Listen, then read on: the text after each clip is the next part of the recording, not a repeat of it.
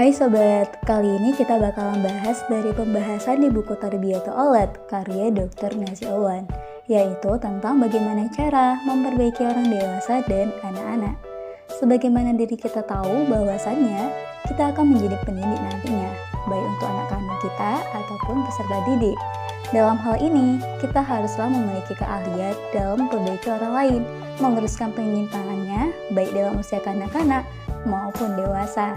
Nah, sobat sekalian, cara Islam dalam memperbaiki orang dewasa ialah melalui 3 hal mendasar, yaitu pertama, ikatan akidah, yaitu dasar terkuat bagi kontinuitas ibadah seorang mukmin kepada Allah, dengan membuat seseorang merasakan keagungan dan takut kepada Allah SWT dalam situasi dan kondisi apapun, dengan meyakini akan pengawasan Allah SWT.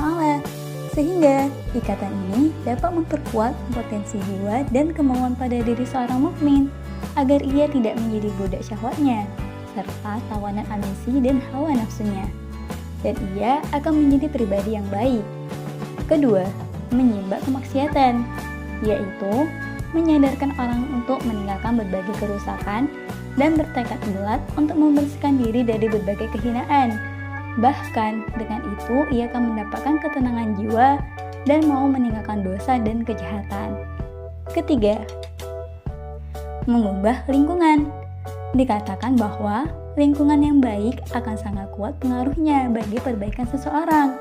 Lingkungan yang baik akan meluruskan penyimpangan seseorang dan membersihkannya dari kebiasaan dan sifat-sifat buruk. Jadi, langkah untuk memperbaiki diri seorang ialah dengan memindahkannya dari lingkungan yang buruk dan dari orang-orang yang buruk perangainya. Maka dengan nuansa yang baik, keadaan seseorang itu akan lebih baik dari hari ke hari dan akan bertambah tindakannya dan akhlak mulianya. Begitu pula dalam memperbaiki anak-anak yang bertumpu pada 2 hal yang mendasar, yaitu pengajaran dan pembiasaan. Pengajaran adalah aspek teoritis dalam perbaikan dan pendidikan, sedangkan pembiasaan merupakan aspek praktis dalam pembentukan dan persiapan.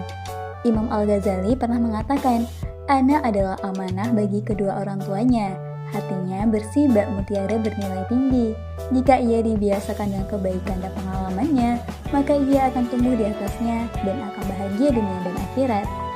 Orang tua harus memfokus pengajaran tentang kebaikan kepada anak dan pembiasaan sejak ia mulai dapat berpikir dan memahami hakikat kehidupan. Sebagaimana contohnya ialah pernah Rasulullah SAW memerintahkan para pendidik untuk mengajarkan kalimat La ilaha illallah, tiada Tuhan selain Allah, kepada anak-anak mereka.